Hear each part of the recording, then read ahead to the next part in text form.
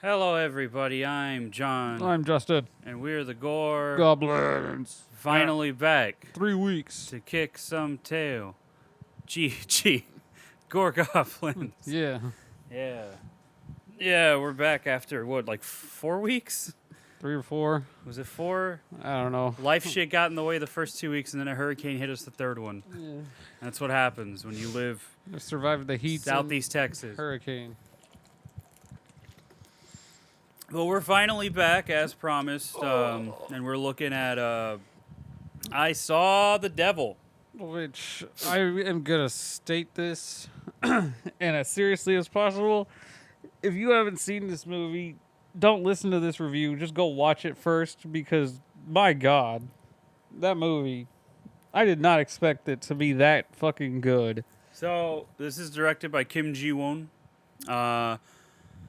Came out in 2010 in South Korea. It's a South Korean movie. You know me, I love my foreign movies, Yeah. so that's why I picked this. I watched this movie sometime last year because I bought it at a movie store in Dallas because all the good movie stores in Houston shut down. So I bought it at a movie store in Dallas on a whim. It's been recommended to me by a couple of friends. And I watched it, and I was like, wow, like, this is fucking incredible. And I immediately texted Justin and said, you have to watch this movie. He didn't, and that's okay. That's why I picked it, because I wanted him to watch it. But yeah, what he said is right. If you haven't seen the movie yet, I would recommend you go watch it first, because obviously we're going to talk about spoilers, go over the plot and all that shit. Yeah. Because, But this is... I don't think this is my favorite South Korean movie. My favorite's probably Lady Vengeance, but this is probably the most that's like the one that of all the ones I've seen outside of like maybe Train to Busan, that's probably the most associated with horror. Which, have you seen Train to Busan?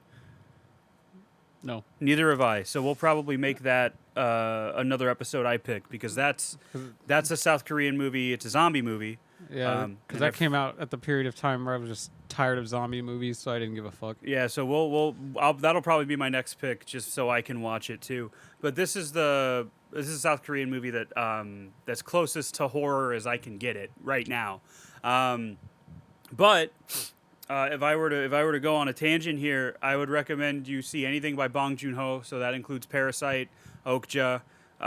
Memories of Murder is fantastic. Anything by Park Chan-wook, specifically the Vengeance trilogy. You have Sympathy for Mr. Vengeance, which is awesome and fucked up. You have Old Boy, which is probably the most infamous movie he ever made. I've seen that one. You've seen Old Boy, the original, Oh, wait, or the There's one more with than Josh one? Brolin?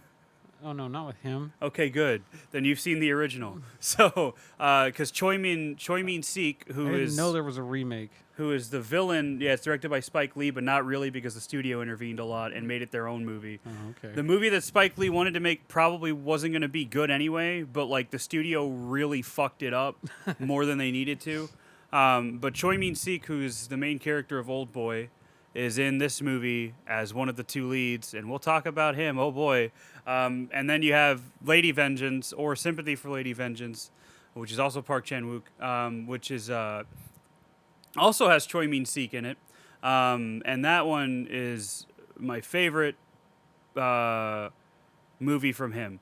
And I would also recommend his segment from Three Extremes. You know, he's got a TV show on Max that just came out that I haven't watched yet. But I recommend those.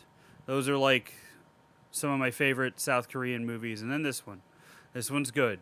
This one's very good, actually. But yeah, I really like South Korean cinema. It's interesting.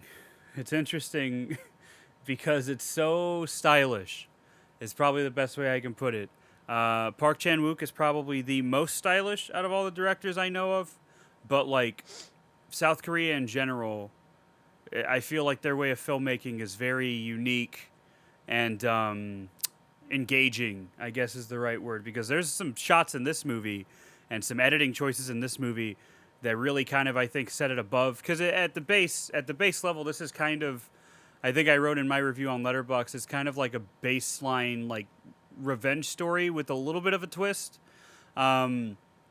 And then from there, what really sets it apart is the acting. The performances are amazing in this movie, like just absolutely incredible. Yep. But then the stylistic choices, the editing, the music, oh my god, like there's so many good things that kind of culminate to set this above like other revenge movies. While I was watching it, like my room didn't exist. Like No. I was just fucking stuck in it. No, it's Like it's unless I paused incredible. the movie, I couldn't look away. Like, And the other thing is this movie is 2.5 hours long. yeah. But it doesn't feel like it, like at all. It's paced so fucking well. I mean, I would say that it drags maybe a teeny little bit in the middle, but like it all kind of comes together and I don't know, it just kind of flies by, for me at least. But if we were gonna get into the plot real quick, which again, this is your last chance. If you haven't seen this movie, go watch it. Where did you watch it, Justin? On Prime, right? You can rent it for $3 or buy it for $13. On Amazon Prime, Yep. right? Yeah. And I'm sure it goes for the same on iTunes. I own it on Blu-ray, and that's a pretty easy thing to find too. I think I got it for like $10 maybe, and it's a good $10 that I spent. But yeah, so the basic premise is there's this serial killer, played by Choi Min-sik, who What's his name? You gotta say his name. I don't know his name. I don't remember his name. His name is Kyung Chul. There we go. Look at that. Look at you. I told you I was Justin's gonna the look one it that up knows the names. because I don't remember all their names. Yeah, Justin's the one that looks them up. But he plays a serial killer, Kyung Chul. and basically he kidnaps and murders Rapes. and rapes. He does that too. I always forget that he does that. And then he rapes this woman that is the fiance, I believe, of I think they're already married. of a special agent. Like, Se Jung. yeah, that's the girl that's killed. Yes. And then what's the name of her husband? Woon. Woo. No. Kim Soo. There we go. Kim Soo. There we go. I don't know how to pronounce the last part of his name. Yeah, we don't want to butcher it. Kim so- Soo Heong. There we go. I think. Yeah, that sounds right. But yeah, he like works like special forces. Yeah, I thought he was just like a regular detective until somebody said special agent later on in the movie. I was like, okay, now it makes sense. That's why he's so fucking destructive. Like, That's what why the he's hell? such a badass. Yeah. So, oh god, let me get comfortable. It's been a little bit. So she goes missing. They find her head in like a well, first they find like her ear, I think. Yeah, the kids like building a fire under a bridge, and then one of them's in the water, and they're like, "Oh, look what I found!" And then they do like a search and rescue. They find the head, and instead of grieving like a normal person, what'd you say his name was? Kim Soo. Kim Soo.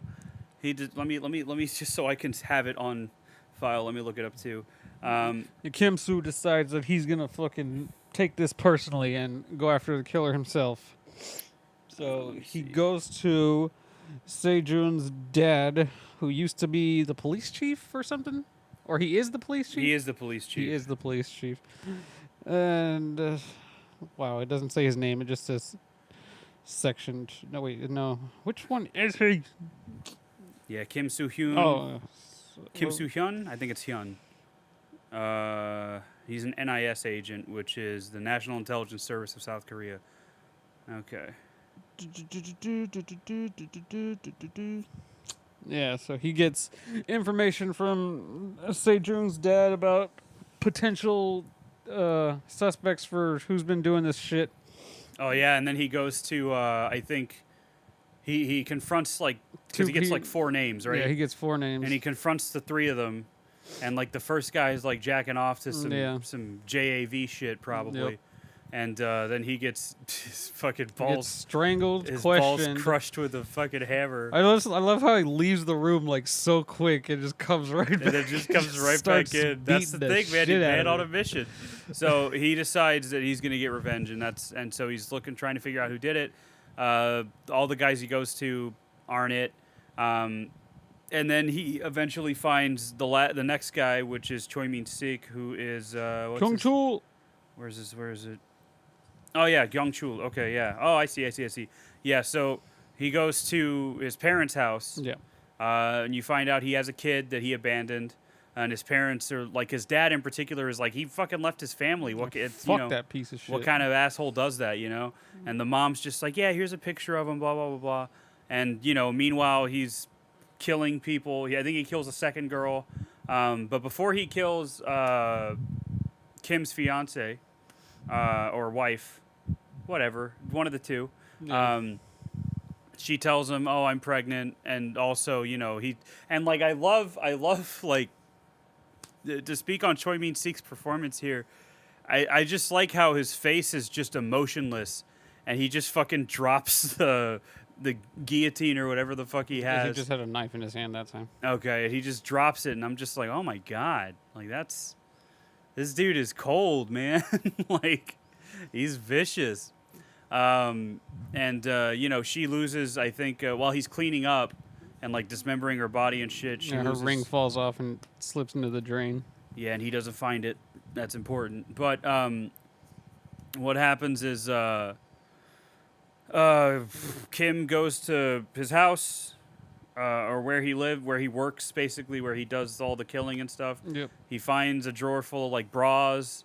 And then he finds shoes, purses. Yeah, and he finds her ring in the drainage pipe. Yep. Or in the drain. And then, he figures some stuff out, figures out where he works and all that stuff. And meanwhile, the police force is also trying to, like, find him. So it's kind of this, like, high-stakes thing going on. But what ends up happening is Kim tracks him down, and he's about to rape and kill another girl, a schoolgirl. And he's got this little bit where he's like, why shouldn't I be attracted to you? Why is that wrong? I can't have my way or whatever. And yeah, he's just obviously crazy. So he Kim shows up and just starts kicking the shit out of him, like beats the fuck out of him, and to the point where he knocks him out after bashing his head on a rock. After bashing his fucking head on a rock, strangling him with plastic. He beats him the fuck up, but he doesn't kill him. He's about to kill him, but then he lets him go. He breaks his wrist first. Yeah, that's right. He breaks his wrist, and then he puts a little tracking device in his mouth. He makes it's a pill that he swallows that he got from one of his intelligence buddies, who tells him like, as long as he doesn't have like diarrhea, it should stay in his system. Like, it shouldn't leave, and that's how he tracks him, basically. So, because what ends up happening is this guy goes to, what's his name, Jungchul? Yeah, I'm going to call him Jang. Jang, because that's his, technically his last name, but, or would that be his first name? Who, the chief? No, the Choi Min Sik, the killer. Jang is his first name. Oh. So so then what happens is, he goes to a hospital to get patched up. Yep. And then he starts to assault a nurse. So the other thing, too, is that Kim can hear everything that Jang is doing because that's part of it. He's got his little earbuds in, and he can hear everything he's saying. That's the only part that was bugging me. Was like, why are you so far away, dude? You know he's gonna go after somebody else. Yeah. The poor nurse had to do some shit for a few minutes. Yeah, some really bad shit. But then he comes in and just starts kicking the shit out of him again. Fire extinguisher in hand and just fucking beats the shit out of him. And then and then he's like, he tells the nurse, "Don't go away. He's gonna need medical attention." And I'm like, oh my god. So then he's like, "I would ask you to look away." And he gets a scalpel. Yep. And punctures his heel or the back of his heel and cuts his Achilles tendon. And I was just like, oh my god, like this guy is fucking. That was worse than it looked in a hostel. Yeah, it was. Yeah, like no, that's the thing is, the violence in this movie is very effective. It's very cathartic at times, and it's very it's just very brutal. Yeah. And so he cuts his Achilles. And he's fucking screaming the whole time, and I love it when he shows up because he's like, "Who the fuck are you?" Like he can't believe it, and he's just getting this shit kicked in, eventually, was it? Remind me, does he go into the taxi before or after he goes to the hospital? It's before, right? Before. I mean, when he Yeah. gets into that taxi with some other Other killers. Yeah. killers, basically, that are also just looking around, and he fucking kills the shit out of them. Jang does, to specify. Yeah. But so what happened? The way they shot that is, I thought what they did was they kept the cab stationary, and then they just had like a track that the camera went on. No, the way they shot it was the cab was rotating and the camera was in one spot, and I'm like, that sounds fucking awful. Yeah. like just, it's like you're on one of those shitty fucking carnival rides, but it's more violent and bloody, and it's just like, that sounds fucking miserable to film. But yeah, that's how they filmed it, and I think that's kind of fun.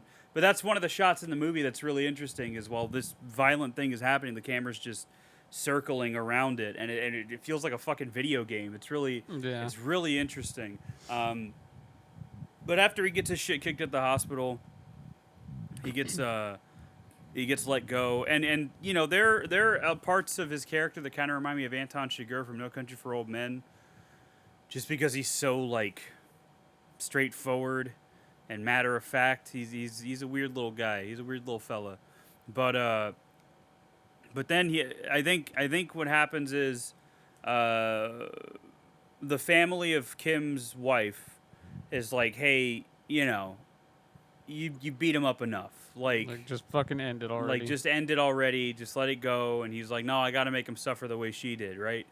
And I'm like, and me knowing what's gonna happen the second time I watched it, which was for this, I was like, man, this just makes it even like worse, because I know what's gonna happen, and I know how bad it's gonna get for him. Like, this sucks, dude.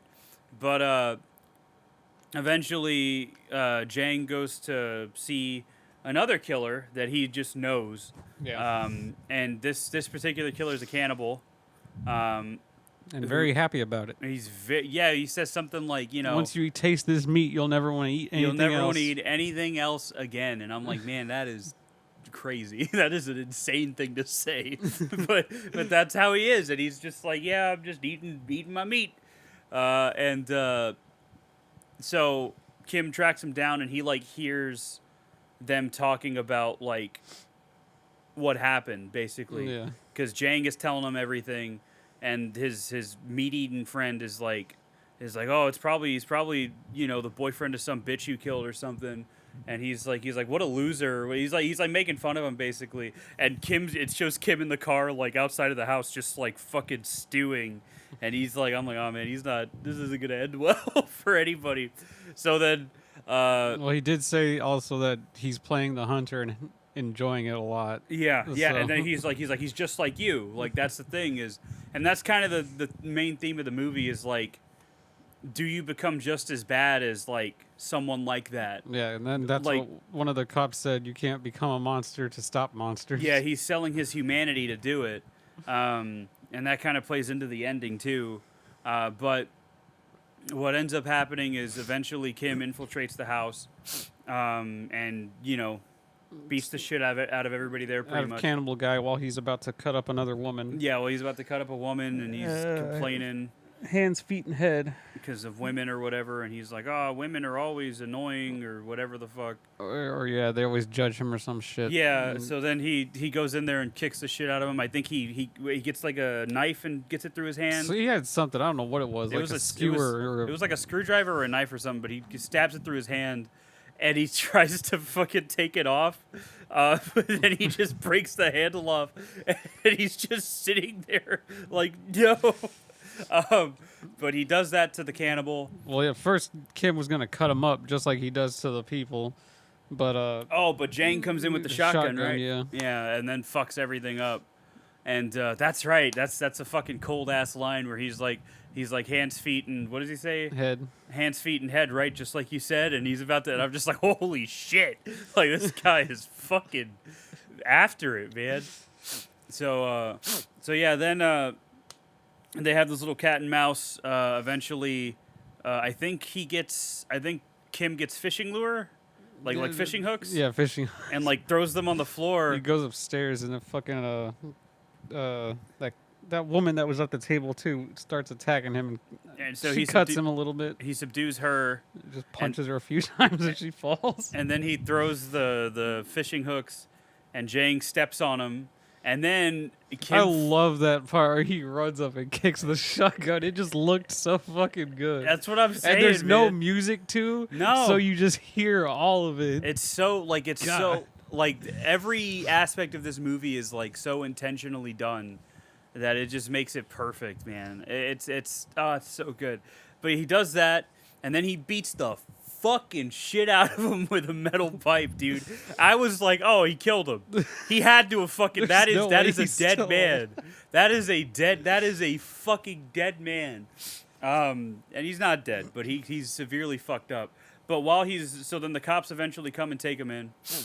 And while he's recovering, Kim is talking to the guy that gave him the little tracker, and he's like, he probably hasn't noticed it yet, and Kim's like, shh, and then he goes to check on Jang, and Jang looks like he's knocked out, but he's listening, and he basically figures out that he's got something in him, right?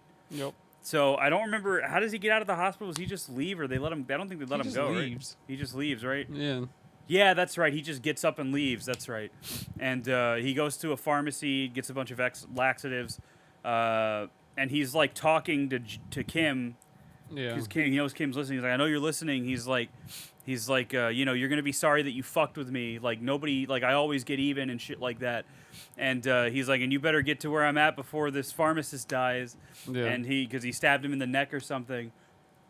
And then he takes the laxatives and shits in a Korean toilet. And I say a Korean toilet because it's different than an American toilet.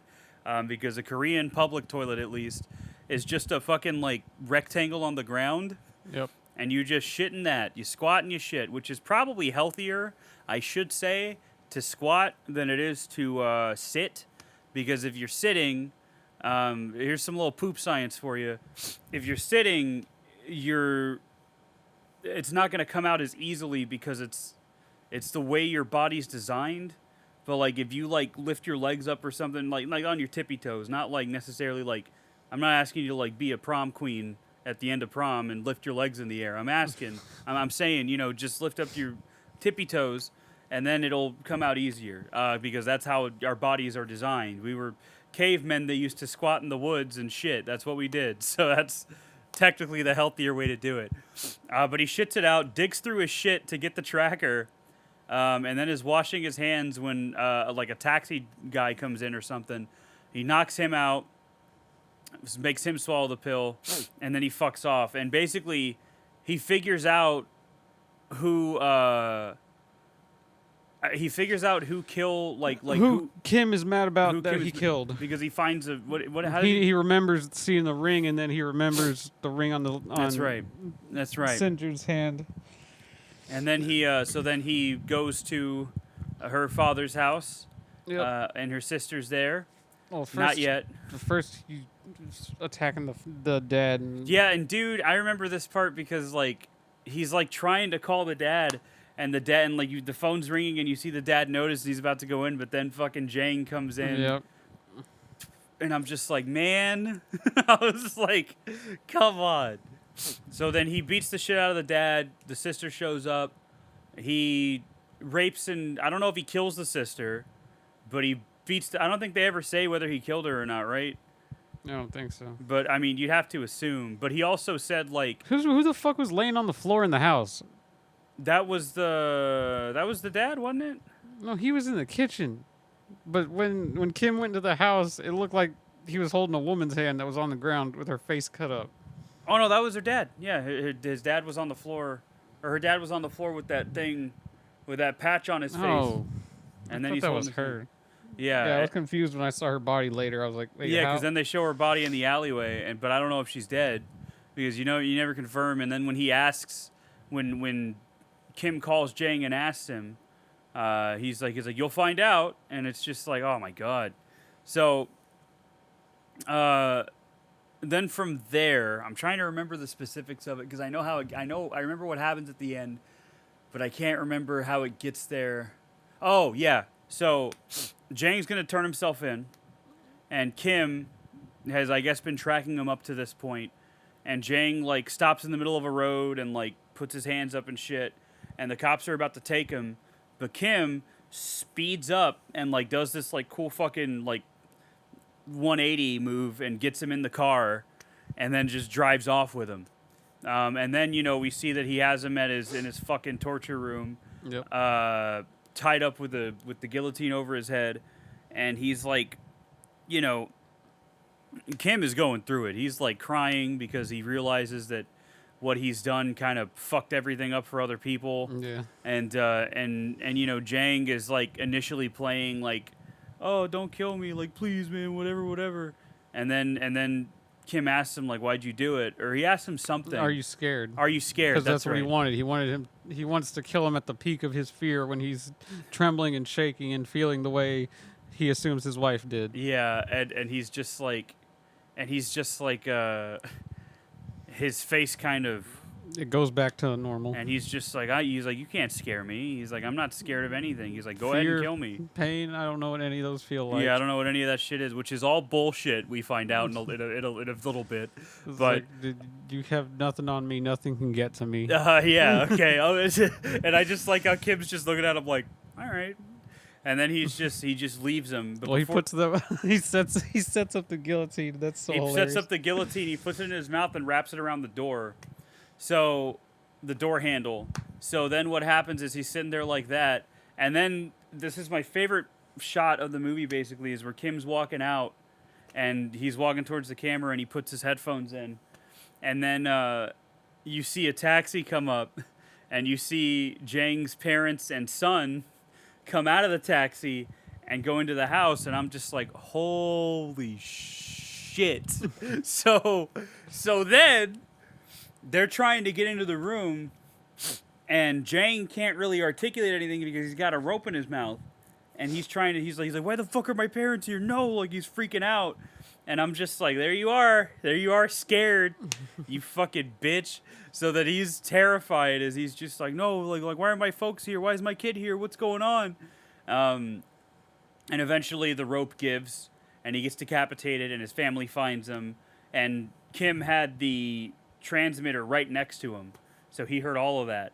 And then he takes the earbuds out, and then he just fucking starts crying.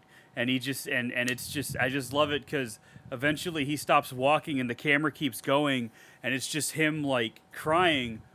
And I think Kale said it's because he finally gets to grieve, and I'm like, well, I just think it was more like he kind of like reckons with the fact that he's a monster now. For both. Or both, because he like passes the pain he was feeling That's what I was onto like. Jang's family, and so now they're suffering the way he was, and it's just like, So it's like, which one actually saw the devil, Jang or Kim? exactly like it's just like, god damn it, dude. Ah, what a good fucking movie, man. It's so good. I think it's meant to imply that Kim's the devil. Yeah. Someone Because I mean, all the stories of like the devil, his intentions were good, Yeah. but to others they were seen as bad, Yeah, so what he is got it- banished. What is it? The road to hell is paved with good intentions. Yeah. Like that's like it was all, but I mean it's kind of that and that's what I'm saying too when in my review is it's like it's your typical like revenge story where you become a monster when you're you become a monster when you're going for revenge, right? And that's pretty much what happens. Is he starts doing some heinous shit, like the cannibal guy when he's taunting him in the hospital. Kim fucking grabs. He's like, "You think it's funny?" And he grabs his jaw and give starts you a ripping permanent smile. He's like, "I'm gonna give you a permanent smile then." And I'm just like, "Oh my god, like that's fucking brutal, dude." And then obviously having Jang's family find him decapitated, like all that shit. It's like, oh my god, like this dude really sold his humanity just to get back at him in a way that he saw fit. And I mean, don't get me wrong, Jang deserved all of that, but like, it's like how many other people had to suffer because of it. If he had just killed Jang outright, none of that shit would have happened. Yep. The family never would have seen him again and would have just assumed that he was alive being a piece of shit somewhere. his father-in-law and sister-in-law wouldn't have been beaten and or killed. You know, all these things, all these what ifs that he now has to live with because he chose vengeance, right? And yeah, it's a good movie. It's a really good fucking movie. Um, but yeah, that's definitely so. Like even before Kale had told me about this movie, I had like heard about it. And yeah, it didn't really disappoint as far as like Not at living all. up to my expectations of hearing about it. It is I don't know, man. It's just all around really good. And like I said, it's technically not a horror movie. It's more of a thriller, but like it's gory and violent. And our name is Gore Goblins, so I guess I figured might as well. I mean, those situations could be seen as horror anyway. I So. mean, there's horrific. It's a horrific situation. Yeah, Mhm. it's a horrific setup. It's horror adjacent, I But think. now that you did this, I can justify a movie that I had on the fence. So Well, can't wait. But before that, we got to get to Scream 5. Yeah. But that being said, um, is it already time for reviews? I feel like this is going to be a short episode, but it's like, I mean, there's nothing we can say will do this movie justice. Like, Yeah. you just have to watch it. Like, because us describing what we just did makes it sound pretty basic, but yeah, it's the But way the it's- movie's the made. way everything goes in it, the way everything plays out, and like you said, the acting, how they shot it, it's all just so fucking perfect. Fucking music. Oh, the music's so good, dude. But I guess we can do a certified sidetrack segment. Yeah, hurricane hit us. Yeah, that was fun. The eye literally went right over my fucking house. So that's cool. I was without power for 5 days. Awesome. Good stuff. But before that, I had, let me see. What have I watched movie-wise recently, just so I can... yeah, we'll get back to I Saw the Devil here in a second. So... I watched in the time since we did our last episode, I watched Like Mungo, which is a found footage movie, but it's actually like really good. It's very sad, but it's like this Australian found footage movie about like a girl that mysteriously disappeared, and it has one of the most haunting shots in a found footage movie that I've ever seen in my life. Like just thinking about it, I'm getting goosebumps. And like the 2 times, because I watched this movie two days in a row because it just got to me that much. And both times it got to that part, I was like, oh, like it's just so haunting, dude. And it feels so real because it's framed like a documentary, and it feels so genuine. Like it's fucking scary how real it feels. It's really well done. So I recommend Lake Mungo. I also watched Love Lies Bleeding, which isn't a horror movie. It's more of a noir thriller type movie, but it has Kristen Stewart in it, so I had to watch it because I love Kristen Stewart for whatever reason. And that's pretty good too. Ed Harris has an insane fucking haircut. It's great. It's really fun. It's a little more straightforward than I thought it was going to be based on how people talked about it. I thought it was going to be a little weirder, but I kind of liked that it was more grounded. Yeah, that's a solid one. Some good practical effects in that one too, because there's a character that gets his fucking jaw fucking beaten in, and it's really awesome. It's a good movie. Good movie. Lesbians, gotta love them. So anyway, then I watched X, which boy howdy, did I not care for it that much. So Yeah, I haven't heard good things about X that one. is one of those movies that I have heard about for a while, since it came out in 22, right? Yeah, 22.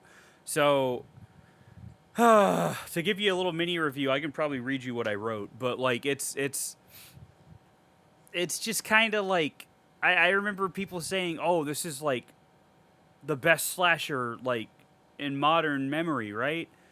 And I'm like, "All right," and I tried not to let the hype like influence how I felt, but I didn't. I just it just didn't work. It just didn't work for me. So I'm gonna go ahead and read you what I wrote on it because it's pretty short. But yeah, it was fine. I think the biggest issue is that it tried too hard to be 2 things at once. On the one hand, it wants to be the semi-exploitation film that's a throwback to low-budget shit you'd watch on VHS in the 80s. On the other hand, it wants to be this prestige horror picture with a soundtrack that sounds like it was ripped from an Ari Aster movie and editing transitions that feel pretentious more than stylish. And what I mean by that is there are these editing transitions where it'll like do like a 2 second flash of the next scene, and then it'll go back to the scene you're in. 2 second flash, go back. 2 second, and it'll do that, and then it'll eventually go into the next scene. And I'm like, what does that add though? Like, what do you? Is that supposed to be like a film reel thing? Like, I guess I don't know. I get that might be a meta thing, especially with RJ, which is a character in the movie. He's the director of the porno in the movie. Saying that shit about how it's possible to make a good dirty movie, and how he's not trying to make pornography, he's trying to make cinema, with porno being a pretty obvious sit-in for slashers. So that's kind of how it made me feel. And I said, now if it had leaned into one or the other instead of jumping between the two vibes, I probably would have liked it more. It's just weird during the film's first kill, or it's just weird how 1 second I'll hear "Don't Fear the Reaper" during the film's first kill. I did like this bit a lot, though. And then the next hear a snippet of the soundtrack from Men. The acting was okay. Mia Goth wasn't too great as Maxine, in my opinion, but she was pretty damn good as Pearl. Kid Cudi was probably my favorite performance in the movie, playing a laid-back dude just doing his job pretty naturally. Everyone else is just fine. Ty West wanted to have his cake and eat it too, and for some people that works and they really dig this movie, but for me, it felt too jarring and at constant odds with itself. I did enjoy the soundtrack outside of the score, and I'm glad the special effects were practical, albeit a little cheap looking, which was probably the point. And that's how I felt about X. It's just, I don't know, man. It's just kind of, eh. But hopefully Pearl's better, and then Maxine sounds like it's divisive, so with my track record of divisive movies, I'll probably end up liking it, just like I like Jason Goes to Hell. And then I watched Ju-On again on the 4th of July. What a great movie to watch. And then I watched I Saw the Devil. And then I watched Martyrs last night. I told you I rewatched that one. And I linked our podcast episode because we talked at length about it, so I figured, why not? And then I watched this other movie called Border, which is like a live-action Shrek, kind of. And I say that because it's two, let's just say, not pretty-looking people falling in love with each other. But then it's like, it didn't do anything for me, though. Like, we didn't finish it. Because the friend that recommended it was regretting us rewatching it, so he's like, we can just skip it. He's like, I don't want to finish this movie. I'll just tell y'all what happens. So then he tells us what happens, and it's kind of stupid. So basically, I'm gonna spoil Border if you've never seen it. It's a Swedish movie. If you want to watch it, it's from 2018. But basically, it's about it's about this. She ends up being a troll, is what it is. She's a troll that like So she's for the Horde. and she always felt like she was just weird because she just was born with an extra chromosome or whatever, like Carrot Top. So she was like, but then she meets this other guy who, I shit you not, his name is Vor. She meets this guy named Vor who has a vagina. Because I guess troll anatomy is just different. And the guy's like, yeah, and the other, because she works at like a check-in, like a border check-in facility. And the guy that does the check on him says, yeah, he's got a scar on his lower back. And she's like, I have a scar on my lower back. And what it is they had tails that were removed when they were younger, right? So she ends up having a relationship with this guy.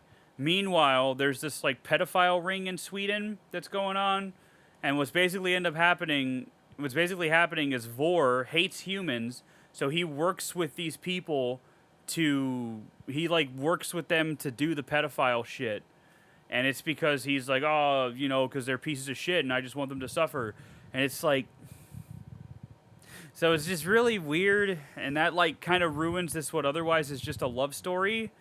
And then the movie ends with her like going to live with a bunch of other trolls, and it's, I don't know, it didn't do anything for me. I wouldn't recommend it, Justin. That sounds dumb. Yeah, don't watch it. I know you might, but don't watch it. I won't. You say that, but I know you. That sounds as dumb as watching Bright. Yeah, but Bright was written by Max Landis, so that makes it worse automatically. Ah, my ears. Oh. Sorry for all the sniffing. My ears are killing me. Oh.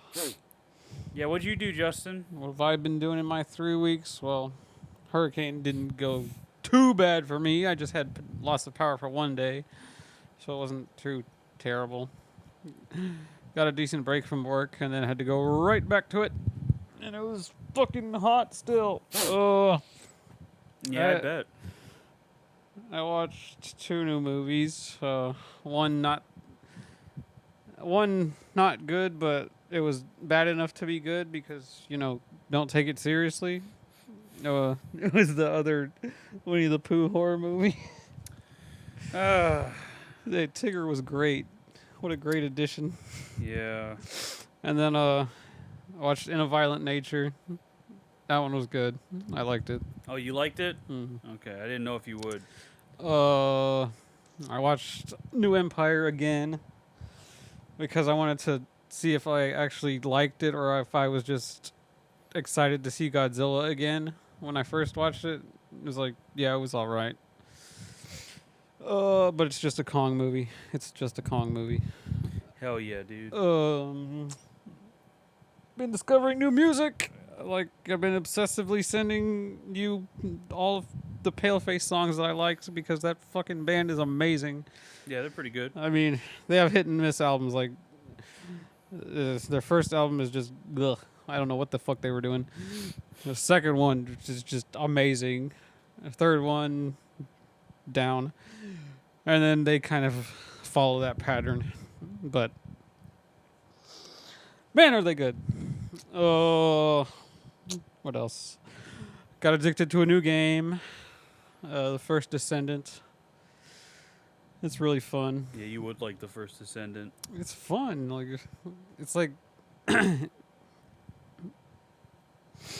it's like Warframe, but it's grindy in a more fun way, or I just think it's more interactive because Warframe, you just really sit there and press one button the entire time you're playing. Yeah. But with the First Descendant, it's more focused on gunplay rather than melee, so you kind of gotta keep moving around and like adjust your position, or you're gonna get fucked up. Okay.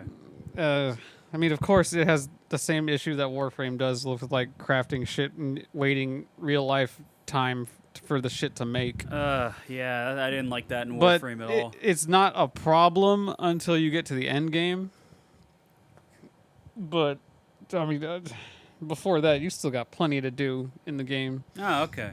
So that, I mean, you can just replay missions over and over to get materials and just farm shit, and the game like literally throws loot at you, so you're never at a loss for stuff. Like, okay, I see. You're less inclined to make purchases for materials with real money than you are in Warframe, because Warframe is just everything's 1% chance that you're gonna get it. Like, at least in this game, like, you have a set amount of items that you're guaranteed to pull from, so you know at least if you don't get it this time, there's a higher chance you're going to get it the next time.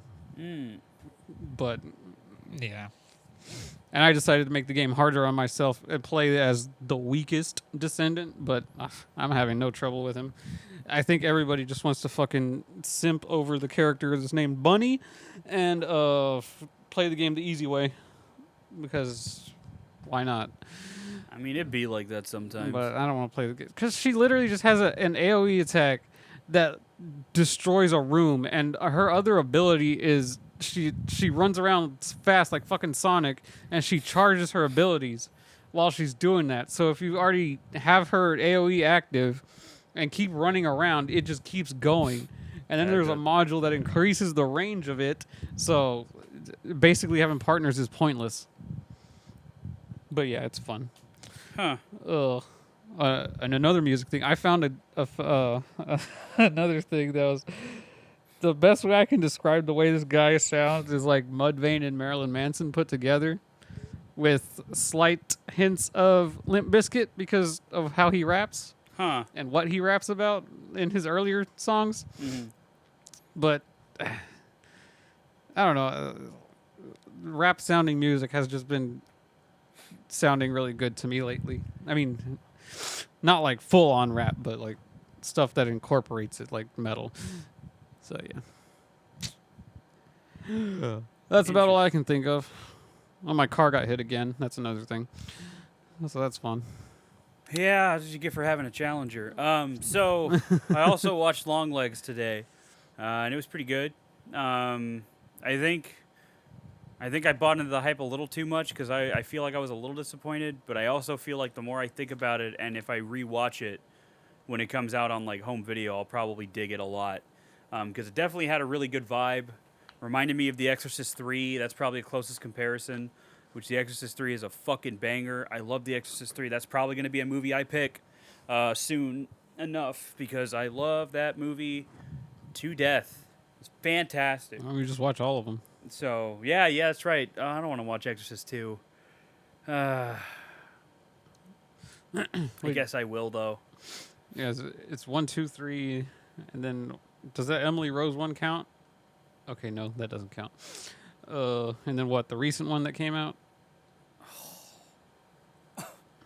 I know Mike Flanagan's working on one, which might be good, but I don't know. We'll see. Why are they rebooting Hellboy again? Because they want to. It It reminds looks- me, I got to show you a Hellboy. I found an old DVD collector's edition of Hellboy at Half Price Books in like perfect condition for like $10, and I bought it. I could have bought that movie in 4K and all this shit, but I was like, you know what? I want the DVD because it's the artwork, man. The artwork's fucking cool. So, anyway, let's look at reviews for I Saw the Devil. Getting back on track here. Back on track. Rotten Tomatoes has 81%. The consensus says, never flinching during its descent into depravity, I Saw the Devil is a pulverizing thriller that will give bloody satisfaction to audiences who like their revenge served with fiery rage.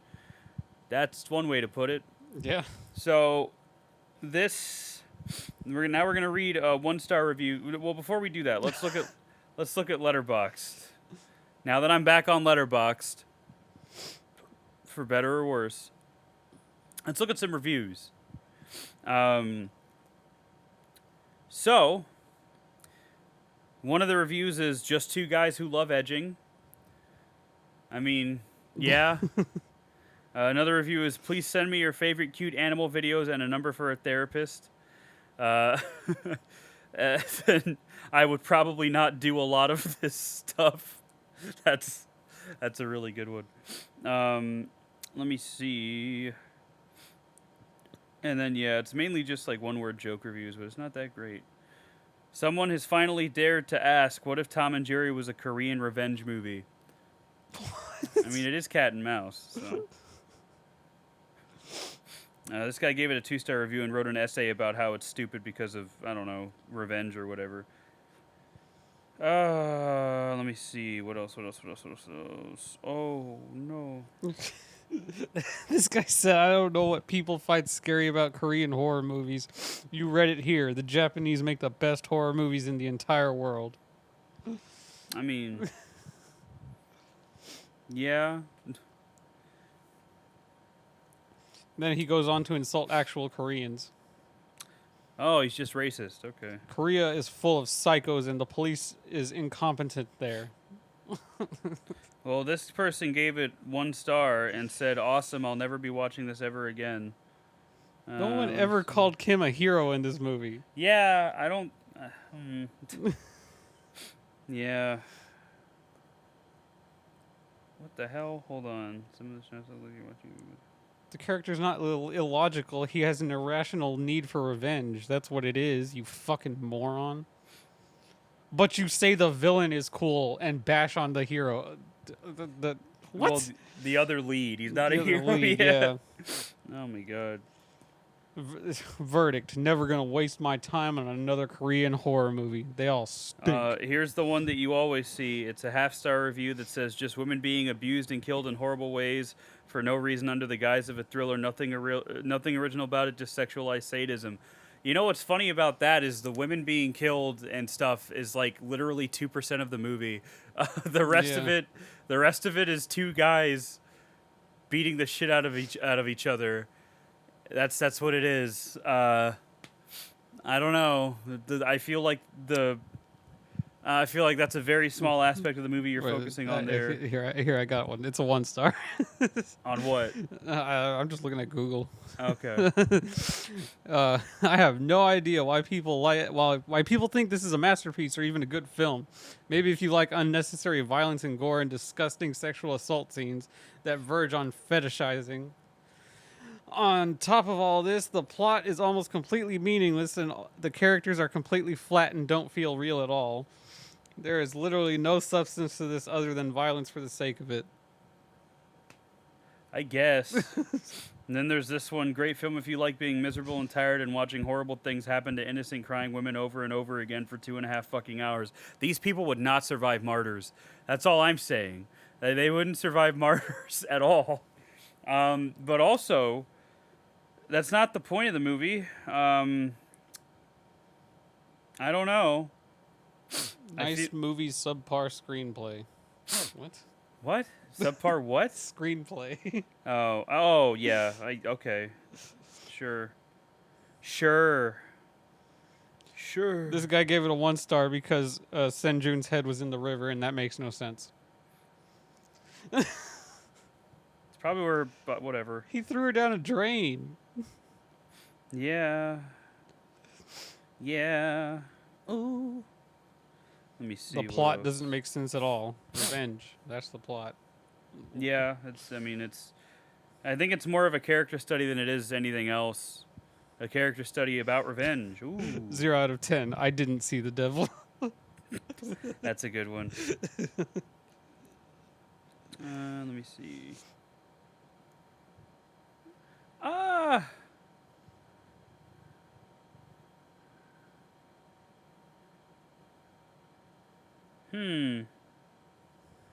Interesting. All right. Yeah. Yeah, I don't know. Half of this is people making jokes, and then the other half is people saying it's misogynistic or something.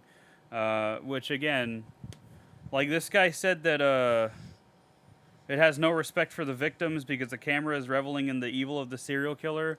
But, like, the only real significant scene I can think of and the only example he provides is the nurse. Because it doesn't really linger on anybody else, I don't think. Yeah, the schoolgirl escapes her fate. You don't see him rape his wife. Yeah, it's not irreversible, I can tell you that. Like you said, it's like him doing shit to those girls is like 2% of the movie. I think some people watch movies in a very different way than you and I do. They just fixate on one fucking point. I don't think they'd like slasher movies. What's funny is these people might like. Hold on, let me see. Where are you?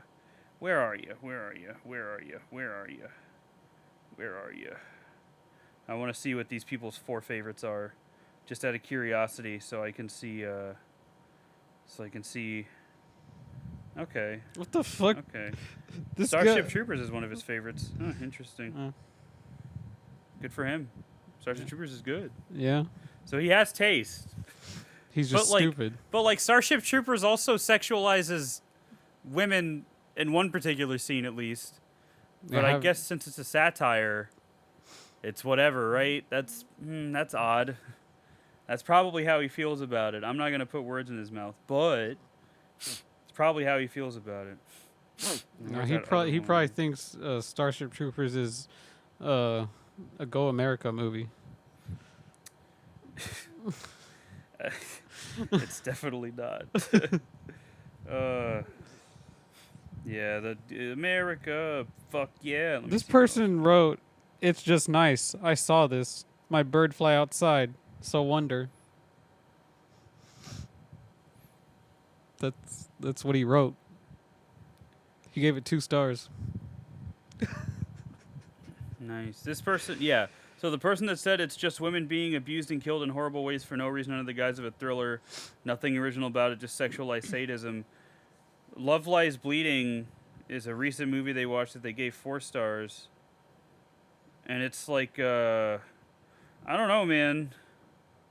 Love Lies Bleeding, some pretty heinous things happen to women that they don't deserve. But, you know, I guess it's okay because it's women that do it. And they're lesbians. I guess, but you can't You can't play favorites like that, you know? Like, come on, man. This dude's proclaiming the movie's a gift from God. That Complaining? No, he's saying that this movie. God allowed this movie to be made in order to prove to us that hell is enough. Okay. Okay. Okay. Another story characters. Yeah, so this person says, not a revenge film. Ultimately, no one wins. That's the point. In any way, especially not the viewer for having to suffer through this frustrating, disturbing, not in a good or entertaining way, misogynistic, repetitive film. Way too much time spent on uncomfortable graphic scenes that added nothing to the story or character, especially with so much repetition. Felt like a really unintellectual watch, and that's coming from someone who's rewatched Pitch Perfect. What a burn. Nothing worse than a film directed, produced, and written by guys featuring multiple very violently abusive scenes towards women. Women with no name, no backstory, no depth, no empathy. Boring. That's what it's like to be a killer's victim. They don't give a fuck who you are. Yeah. You're just happen to be their choice. Also, in the real world, I feel like you don't often hear about the victim? backstory of people that are killed. They glorify the killer. Like, every time there's a mass shooting in America specifically, it's always about the fucking killer. Yeah. And then the news coverage about the families. Now you got all that fucking and the victims. Gypsy Rose bullshit. It's like, yeah, that's a good point, that is too. the stupidest shit I have ever seen. That's a good point. She killed her mom because her mom was abusive. That's that's true. Fair, but how many other people in jail have done the exact same thing and don't have a TV deal or and publicity, don't get the recognition, walking the carpet? Like, it's why the fuck is she special? It's very she's not stupid. She's playing the system. yeah. And then she also put major red flag for anyone who enjoys this film. And I'm like, all right, I guess. I don't know. I just like movies for different reasons. I don't know. Annihilation's her favorite movie. And The Fly. That's interesting. And Beetlejuice. And Little Shop of Horrors. Good movies. Especially Beetlejuice. I love Beetlejuice. I've never seen that movie. Beetlejuice is a good movie. You've never seen Beetlejuice? Nope. How have you never seen Beetlejuice? I just haven't. I'm disappointed in you. Good, but too violent and gory and sexual for me. I don't think it's... This reminds me of when I watched Irreversible and I saw people talking about how it was fetishizing rape. And I'm like, dude, did you watch the fucking movie? There is nothing sexual about that scene at all. Like, I've seen movies where they sexualize the rape scenes, like Death Wish 2. That's different. But in Irreversible, there's nothing sexual about that scene. It's just, like, legitimately hard to watch. And that's kind of how the scenes felt in this movie. Mm-hmm. Like, it felt clinical. It didn't feel sexualized to me in any way. It just felt violent, and it felt gross, but that's kind of the point. So, I know people don't always like those movies, but what am I going to do about it? Anyway, let's look on IMDb. Because I forget Letterboxd is just Twitter. How can this movie get higher rating reviews? It baffles me how a movie with a nonsense plot can get such higher rating. I was sucked into watching this movie by some higher reviews and was disappointed. What on earth, seriously? Cheap gore scenes? Naked women and a stupid detective driving around mindlessly letting this killer guy pile on the bodies. Very smart move. That's the point. He's not smart. That's the point. That's the point, is that he's being stupid. That sounds like... Because I was being stupid arguing with people on an IGN post because I was bored. Because they had rated the last season of Demon Slayer as a 3 because they said it lacked depth and all this bullshit and it was nothing but a filler when it's not. But I just decided to piss off this one dude who was saying people only watch it because of the animation. Like, you're really telling me people are sitting through 20-minute episodes just to see how it's animated? Like, that doesn't make sense. No. If that's the only reason people wanted to see parts of it, they would just look up the clips. Yeah. Like, how stupid are you? And then you're going to sit there and tell me that Attack on Titan is a deep, compelling, twisted story. It's not. It's just another government corruption story. Yeah. It's been done. Yeah. You're not classy just because it's a fucking anime. Yeah, but that's a lot of people's. That's like a gateway anime, though, so I guess that's why. Yeah. But he also says it's so irritating to see the guy get loose again and again to go affect some more innocent human life. Again, that's Yeah, the that point. was pissing me off. But that's the point, But is that's that you're just like, what are you doing? Like, totally defies the purpose of a revenge when you have actually helped the guy to kill some more innocent people. Yes, there were a couple of criminals too, but as if he planned it. That again, that's the point, is that his vengeance Just is leaving not good. the trail of violence. Oh my god, it feels like again, you're gonna hate me for this, but it feels like I'm reading reviews for The Last of Us Part 2, where it's like the point is that you're supposed to be disgusted by what Ellie is doing. That's the point, because she's turning into a fucking monster. That's the point. But I guess some people don't like that, and that's okay. But like, Just accept that Ellie's favorite band is Skillet and move on.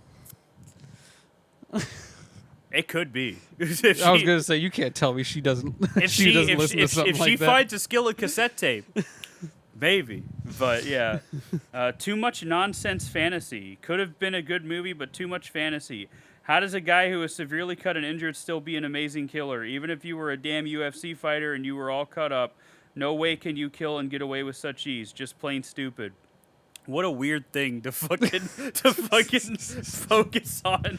I mean, has he seen any other movie? Yeah, like literally any other movie. The That's why they're Expendables? movies. Movies aren't real life, dude. Like, I'm playing Rise of the Tomb Raider right now, and there's so many points where Lara like gets thrown into a wall and hits her head, and like the camera, like the screen even shakes, and you hear her ringing in her ears. I'm like, that bitch has a concussion.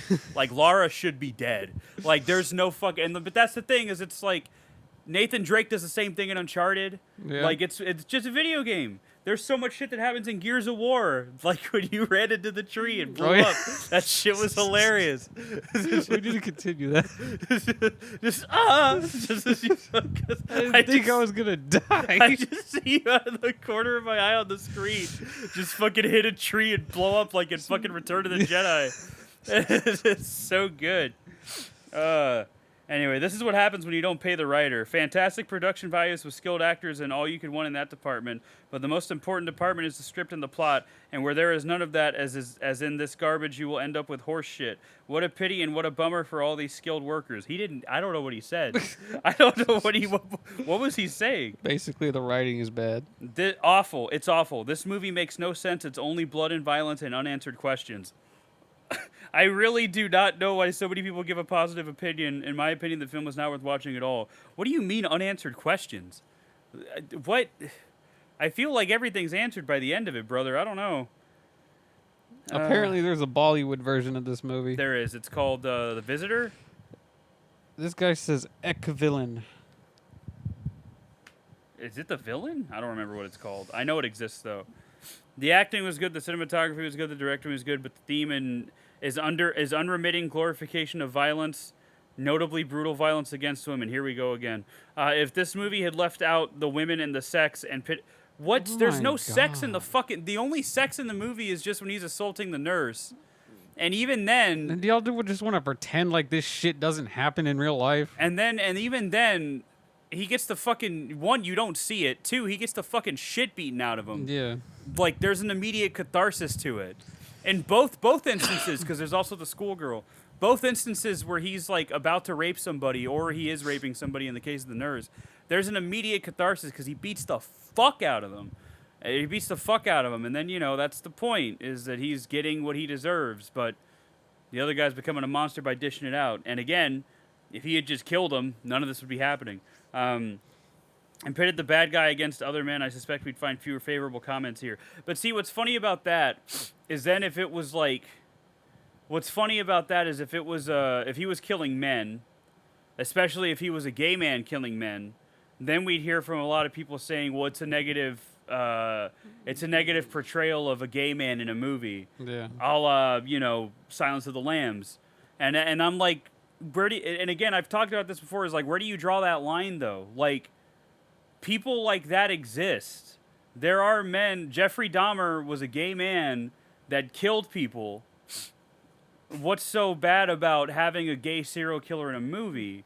Like, he killed and raped men. Like I don't understand. Like, I don't really see an issue with it as long as it's not like a stereotypical gay man that where it feels like it's a parody of a gay man killing people. Yeah, Then that's different. that's like people calling Resident Evil 5 racist. Which one? Oh, Oh, yeah. Well, what's racist about it is the tribal stuff in the middle of the game, where you're fighting like actual like caricatures of African tribesmen. But him killing general black people, that's not the racist part. I don't think that's that's the part that the IGN guy was talking about, but he's missing the point. The thing that people are upset about is like when you go into like the tribal areas, and then it's just it's just weird. Yeah, But I don't know. but it's a video game. Resident Evil 5 is not a good game anyway, so what do you? It is good. No, you it's just didn't not. have fun playing by yourself. No, I didn't play it by. No, I'm not. No, it's not. Anyway, let me see. I suspect if people, but being able to overwhelm the viewer with graphic scenes of rape and mutilation does not constitute art. This is porn. No matter how nicely it is dressed up, with regard to the narrative line of the film, it makes little sense. There And are someone else has already pointed 2 out catch and release is good in shots fishing. of bare tits in this movie. Not in a serious film. There's like 2. 2. Yeah. Yeah, there's like 2. George, why you batting at my hair, brother? Oh, my baby boy, what's up? People, stop being fucking overly sensitive. Jesus. Terrible, terrible, terrible. So much violence, so little reason to care. Yep. A movie with blood and blood and blood and blood spread across 161 minutes. I Saw the Devil recently with my wife. Big mistake. Though she did not like it from the beginning, I continued with it and finished watching by forwarding quite a few scenes. It is understandable that a man gets mad after his wife is murdered brutally, but the plot is taken overboard. It is stretched to include extreme violence, sans any on-screen presentation of the hero's state of mind. Because he's not a hero, he's a man. He's not a hero, he's a human being who gets consumed by rage. He is not a hero. And if you're going to fast forward scenes, you might as well just turn it off. He's not a hero. Maybe if the film had been squeezed into a 90-minute thriller, it could have been much better. However, if you're a Gore fan or an Italian Giallo fan, go ahead, you have plenty to enjoy. The cinematography and acting are more than average. I rate this movie with I Spit on Your Grave and Hostel. I guess he doesn't like those 2 movies. I have been honest with my review. What's the problem? Well, no, I know what the problem with I Spit on Your Grave is, because it's a very explicit rape scene. Yeah. But then she kills all the guys very brutally. So, I don't know. I don't know why there's like 4 sequels to that, too. Yeah, I don't know why either. It's very strange. There's like a whole No Way Home ass version of it, too. Didn't you say there's one where like she meets the original woman or something? Yeah. What the fuck? That's so weird, dude. Anyway. Thriller or comedy? What? Oh, hold on, now I have to read this one. More blood than Monty Python and the Holy Grail, and about the same nonsensical plot. If the hero's plan was to keep the serial killer alive in order to make him suffer, I think my retina doctor inflicts more pain than he did.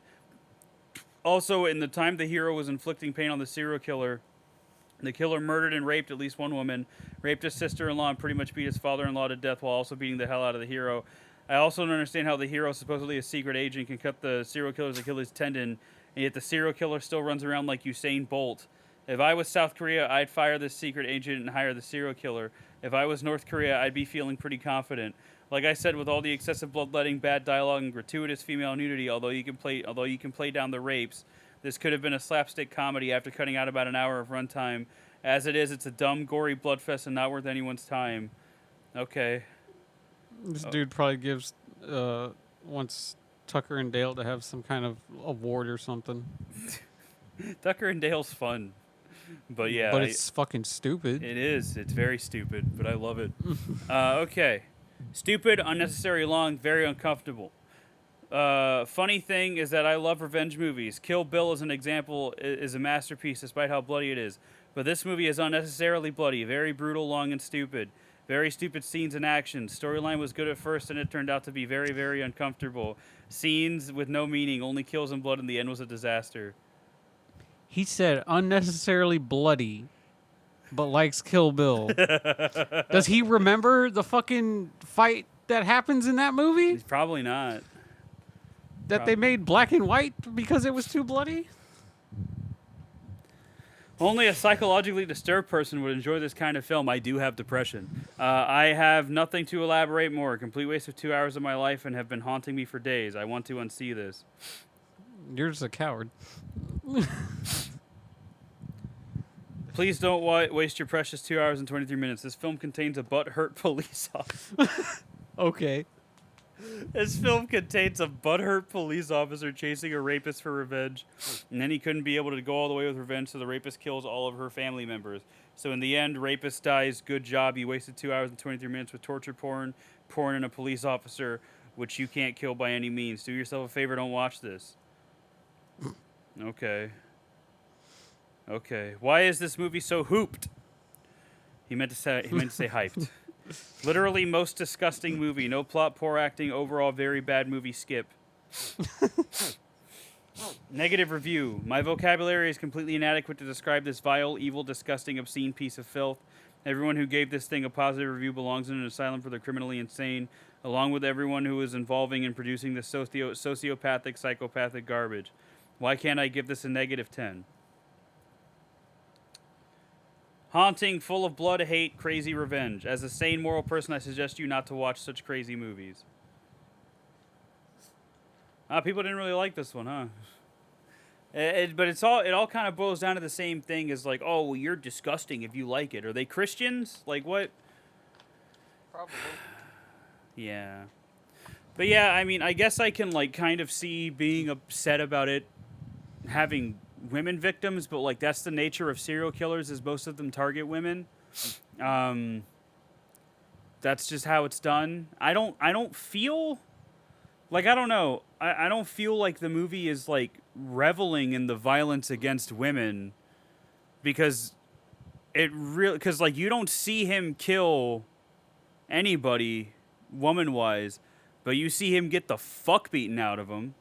Like that's the thing, is you see him fucking, like that shot where he gets his Achilles torn.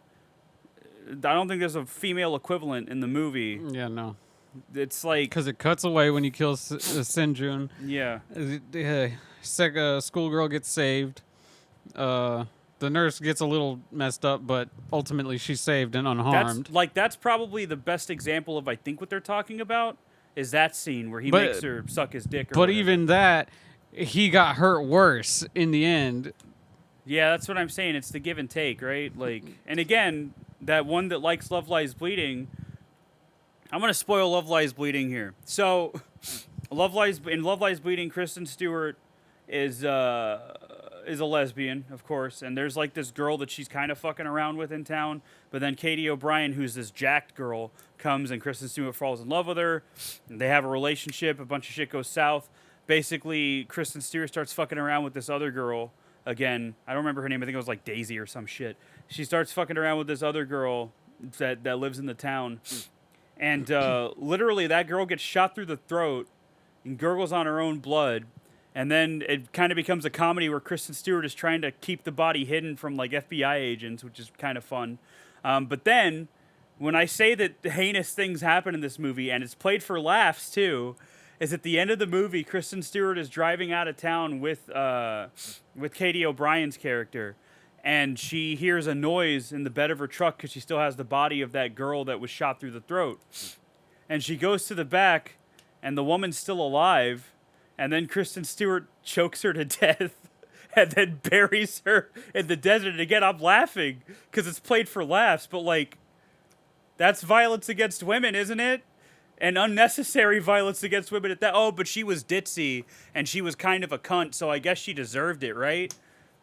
Like you can't have it both ways. Like I don't know. I don't know. Also, that movie, a central plot point of that movie is Dave Franco being an abusive husband and beating the shit out of Lou's sister. Like that's like a significant plot point where every time you see her, she has like more bruises and shit. There's a part where she's literally beaten to the point of almost dying, and she's in the fucking hospital, and you don't see him beat her, but like you see the aftermath of it. And where's the complaining on that? You know what I mean? Like it's just, you can't have it both ways. If you're gonna feel that way about violence against women in movies, you have to feel that way in every movie you watch. You know, you can't make exceptions just because you like Kristen Stewart or whatever. Yeah. Like that's why I stopped really giving a shit about stuff like that, because it's like, yeah, it's art, it's whatever, you know. I don't have to watch it, you know what I mean? Unless you have like some personal thing that legitimately bothers you in your head about it, then really, I don't think you should be complaining.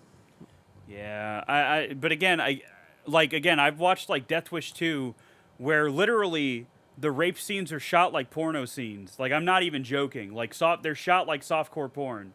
Like, that is exploitation. That is completely different. That's an exploitation film. But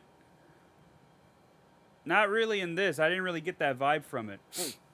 I felt like it was brutal, and I felt like it was disturbing, but not like in a way that it didn't feel sexualized, if you get what I'm saying. You know what I mean? Yeah. Like, I don't know. I just think that's a weird thing to point out because I don't agree with it. I don't know. I don't know. I don't know. People said the same thing about Ellie killing a pregnant woman in Last of Us Part 2, so it's whatever. That's just how it is. It's like, well, why does she have to do that? I don't know. They should listen to that intro to that One Paleface album I sent you. Good Lord. Yeah, that's no kidding. Or they should watch Immaculate, because that's kind of similar, if I'm being honest. But yeah, I don't know. It's just like, why is anything in a work of art? You know what I mean? Like, you can play that question game all you want, but like, it just comes down to like what you can handle and what you can't handle. You know what I mean? Because the funny thing about The Last of Us Part 2, for all of its violence against women, it was mainly written by a woman.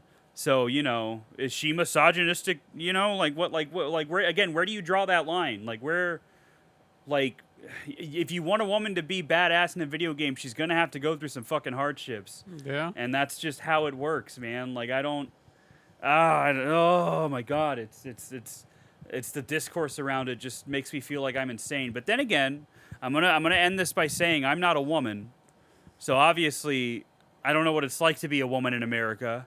So, you know, maybe I'm missing something. Maybe I'm being ignorant. But I'm just, you know, I just don't see what they're talking about with this specific movie. Because again, I've seen exploitation films. I mean, but women in that are actually like American women love Dexter. Yeah, but Michael C. Scott's hot though. Or Michael C. Hall. But that's the point. There's Michael still, C. Scott. There's Michael C. Hall. still women getting killed and all that shit, and it's like they treat that like it's a fucking love story. Would Dexter kill women? No, Dexter would kill killers. It was that's right. I think he did kill one woman. Was she a killer? Yes. Oh yeah, that fucking bitch. That's right. I know who you're talking about. That one that wanted to fuck him, right? In like season 2 or 3, I feel like. And the poisoning woman, yeah. The one that killed, the one that's responsible for Dokes dying. That's the one I'm thinking of. If I remember correctly, I think she's the one that did that, because I remember he goes to like her apartment and kills her. That's why I remember that. I think that's the only woman he kills though, because he mainly just kills killers. Yeah. But yeah, I mean, I don't know. There's plenty of violent things that, you know, I just don't understand it. I don't understand or it. all the fucking crime shows. Like, yeah, those usually involve women, yeah. And my mom loves those. It's like Criminal Minds, you know. Which speaking of, Red Letter Media described Longlegs as the best Criminal Minds episode ever made, and you know what? They're right. It really does feel like a fucking Criminal Minds episode, but it's good. I like it a lot. It's the more I think about it, the more I'm digging it. But yeah, I don't know, man. I just think that's a weird thing to bring up with this movie, because that's something that like didn't even enter my mind at all. Like, while I was watching it, it was just kind of like, yeah, this guy's a sick fuck, and obviously you're gonna see him do some of his things just so you can hate him. It's like a Rocky's reasoning for having all the villains in JoJo kill animals, because he wants you to see how evil they are. Like, that's the thing. Like, Dio throws Jonathan's dog into a fucking stove or into an oven and like cooks him alive. And that's the point, is so you can be like, wow, Dio's a piece of shit. And that's the point, is that then it'll make you hate that character more. It's kind of the same thing. So, I mean, but again, I don't think anything that happens to those, you don't see the graphic details of it for the most part, I think. You know what I mean? Or it's like how everyone loves Negan now, but remember what he did when he first got there? Everyone loves who? Negan. Oh, yeah. Good Lord. But hey, people can change, Justin. Oh yeah, they So can you know, change. people can, that's different because people can change. Yeah, he wasn't taking every man's wife for himself. Yeah, no, it's okay. People can change. It's fine. What I'm saying is there's a gray area, and people kind of think it's black and white, and I think that's silly. I think that's goofy. I think that's weird. Anyway, go watch Love Lies Bleeding. I'm sorry I spoiled it, but go watch it. It's actually really good. I like that one a lot. But yeah, that's I Saw the Devil. Sorry for the tangent on us talking about people thinking it's misogynistic because I disagree. But yeah, it's I Saw the Devil. Hopefully you watched it before you listened to this because it's good. It's very good. It's very well made. It's a very fun time. It's a very good movie. And we'll be back next time with Scream 2022, or as I call it, Scream 5. But there's a reason it's called just Scream, and that's because it's supposed to be a requel, like Halloween, like Halloween 2018. That's kind of what it's trying to be. And I love Scream 5, so I can't wait to watch this one again. And then I get to revisit, and then we're going to revisit Scream 6 after Justin picks a one-off. And I haven't seen Scream 6 since it came out in theaters, so I'm excited to revisit that one too. But yeah, hopefully it doesn't take another 3 weeks, but I guess we'll find out, won't we? Yep. So yeah, thanks for listening. Follow us on Facebook. Follow us on YouTube. You know, follow us on wherever you listen to your podcasts, wherever you find them, Everywhere. wherever you get them from. And yeah, thanks for listening. Thanks for putting up with us being stupid and ignorant men. Thanks for that. Thanks for that. We really do appreciate it. Yeah. And yeah, you know, what are we watching next week, Justin? That's right, we're watching Scream. I thought Scream, it was. you just I said thought it. it was an episode where you pick. I'm sorry. I mean, fried, you want to dude. know what I'm gonna pick already? No, it's been a long week, brother. I'm kind of fried. It's a movie I've already told you to watch. Okay, well we'll get to it. You can tell me about it later, and I won't watch it. Anyway, so that's all we got. Thanks for listening. Stay green. Stay fucking whatever. Yeah. Don't let a hurricane hit you, please. It sucks. Yeah. Because you don't have power for 5 fucking days. God damn it, it sucks. But thanks for, you know, I'm glad we could do this. Yeah. I could do it. All right, everybody. Go to sleep. Bye-bye. The honk shoe.